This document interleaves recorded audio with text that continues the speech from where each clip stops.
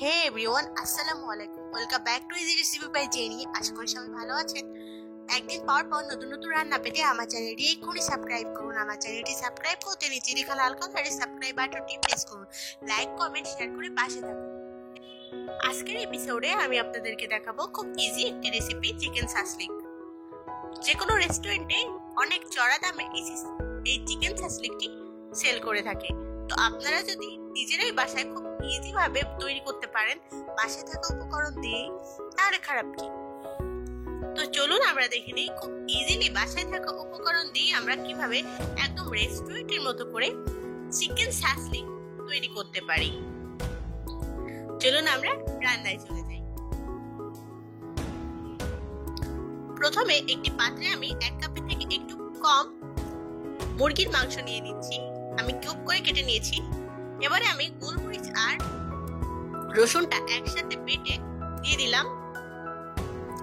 আপনারা চাইলে আলাদা আলাদা করে বেটে নিতে পারেন। আমি আমার সুবিধার্থে একসাথে বেটে নিয়েছি। এখানে গোলমরিচ আর রসুন বাটা আছে। এবারে আমি আদা পেস্ট দিয়ে দিচ্ছি 1/2 চা চামচ।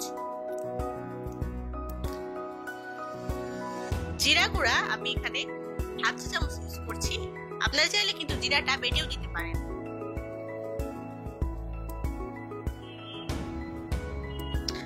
মরিচের গুঁড়া 1/2 চা চামচ। আপনারা চাইলে কিন্তু পাপরিকা পাউডারও ইউজ করতে পারেন। এখানে আমি কাবাব মশলা ইউজ করলাম। এটি অবশ্যই ইউজ করতে হবে কাবাব মশলা, 1/2 চা চামচের থেকে একটু বেশি। লবণ ইউজ করছি। আপনারা চাইলে তান্দুরি মশলাটাও ইউজ করতে পারেন, বাজারে কিনতে পাওয়া যায়।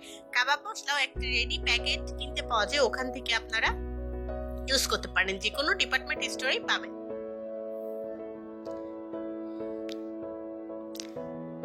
এবার আমি 1 টেবিল চামচ সয়া সস দিয়ে দিচ্ছি। বারবিকিউ সস দিয়ে দিলাম। টমেটো সস দিয়ে দিচ্ছি। আমি 3 রকম সস ইউজ করেছি, সয়া সস, বারবিকিউ সস আর টমেটো সস। 3 রকমেরটাই 1 টেবিল চামচ করে ইউজ করেছি। সসের ক্ষেত্রে আপনারা চাইলে ওয়েস্টার সসটাও ইউজ করতে পারেন, সেটা আপনাদের ইচ্ছা। লেবু 1 চাক কেটে যতটুকু রস বের হয় চিপে ততটুকুই দিয়ে দিতে হবে। আমি 1 চাক কেটে এভাবে দিয়ে দিলাম। এবারে খুব ভালো করে মিক্সড করে নিব হাত দিয়ে। একটু ক্রিমি মিল্ক দিয়ে দিলাম। এটি ক্রিমি মিল্ক ছিল। দুধের সর সহ দুধ খুব ভালো করে ব্লেন্ডিং করে সেই দুধটা আমি দিয়ে দিলাম। এখানে 2 টেবিল চামচ ছিল। খুব ভালো করে মিক্সড করে নিব হাত দিয়ে।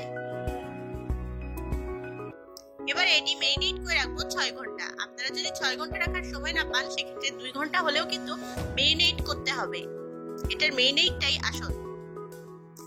6 ঘন্টা মেরিনেট করার পর এই 3 রকমের সবজি আমি দিয়ে দিচ্ছি। এখানে 2 রকমের ক্যাপসিকাম আছে, গ্রিন আর ইয়েলো, আর টমেটো। আমি টমেটো আর 2 রকমের ক্যাপসিকাম দিয়ে দিলাম। আমি কিন্তু কিউব করে কেটে নিয়েছি। এবারে আমি পেঁয়াজ দিয়ে দিচ্ছি। পেঁয়াজটাও আমি আমার ইচ্ছা মতো কেটে নিয়েছি। আপনারা চাইলে আপনাদের ইচ্ছা মতো কেটে নিতে পারেন, বাট এমন ভাবে কাটবেন যেন কাঠিতে পেঁয়াজটা থাকে। এবার সবগুলো মেরিনেটেড, এটা কিন্তু মাংস আলাদাভাবে মেরিনেটের পর এগুলো মিশিয়ে দিতে হবে। 6 ঘন্টা মেরিনেটের পর আমি এগুলো একসাথে এভাবে মিশিয়ে নিব।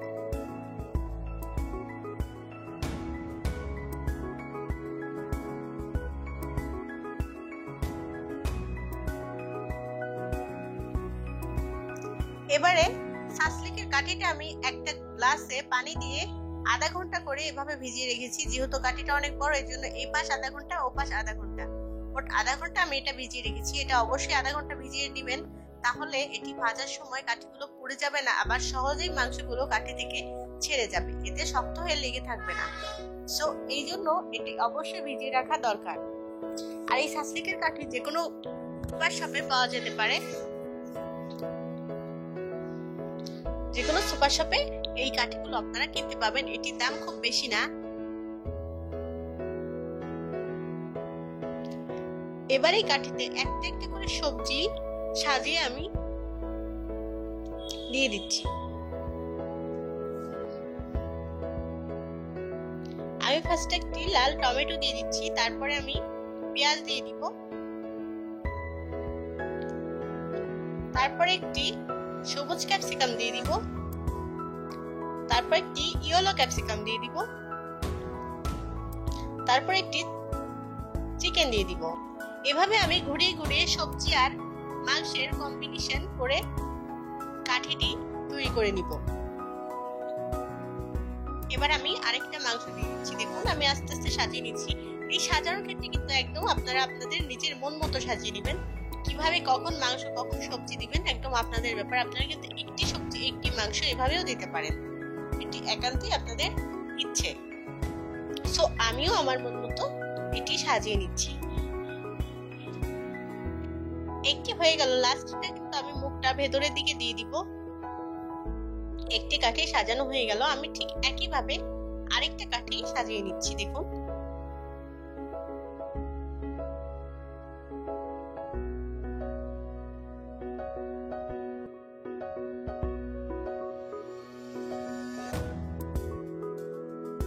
আর আপনারা কিন্তু চাইলে গাজরটা ইউজ করতে পারেন, গাজর দিলেও ভালো হবে। আমি গাজরটি ইউজ করিনি। দেখুন এভাবে সবগুলো বানিয়ে ফেলছি। দেখুন আমার শাসলিক গুলো সাজানো কিন্তু হয়ে গেল। দেখতে ভীষণ সুন্দর লাগছে, ভীষণ ইজি ভাবে আমি সাজিয়ে দেখালাম। আপনারাও এভাবে সাজিয়ে নেবেন নিজেরা নিজেদের মন মতো। এই বাকি মশলাটুকু কিন্তু আমি ফেলে দিচ্ছি না। এই মশলাটুকু আমি যখন শাসলিক ভাজবো তখন একটি ব্রাশের সাহায্যে শাসলিকের উপরে এটা দিয়ে দিব। সো এটা ভাববেন না আমি ফেলে দিচ্ছি, সো এটি রেখে দেবেন। এই অবস্থায়ও কিন্তু শাসলিক ডিপ ফ্রিজে 2 দিন রেখে পরে ভেজে খেতে পারবেন। এবার একটি ফ্রাইং প্যানে তেল দিয়ে আমি এক এক করে শাসলিক গুলো বসিয়ে দিচ্ছি। শাসলিক বানাতে কিন্তু খুব বেশি তেল লাগে না, এটি খেয়াল রাখবেন।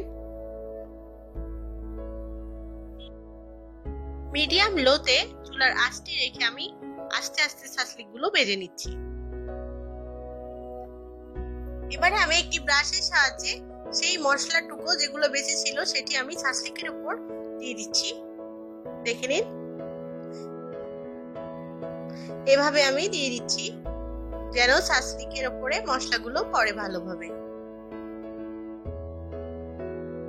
এবার আমি হাত দিয়ে উল্টে দিব। শাসলিক ওটাতে কিন্তু কোনো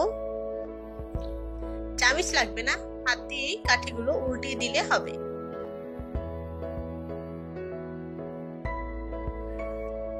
এভাবে উল্টে পাল্টে কিছুক্ষণ ভেজে নিতে হবে। আমি অনেকক্ষণ ধরে ভেজে নিয়েছি। এর মধ্যে আমি 6 থেকে 7 বার এক একটা উল্টে দিয়েছি। একটুক্ষণ পর পরই উল্টে দিতে হবে। যখন বোঝা যাবে যে না মাংসটা একদম সেদ্ধ হয়ে গিয়েছে তখন আমি চুলার আঁচটা কিন্তু বন্ধ করে দিব।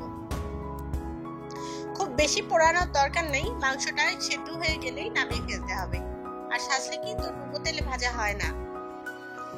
প্রায় হয়ে গিয়েছে, দেখুন হালকা কালো কালো হয়ে গিয়েছে।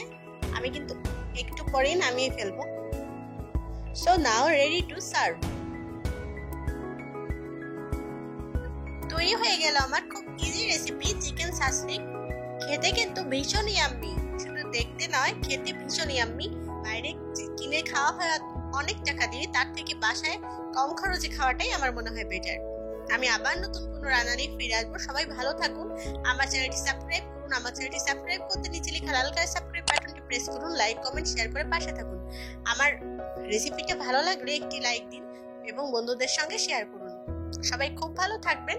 আমি আবার ফিরে আসবো। আল্লাহ হাফেজ।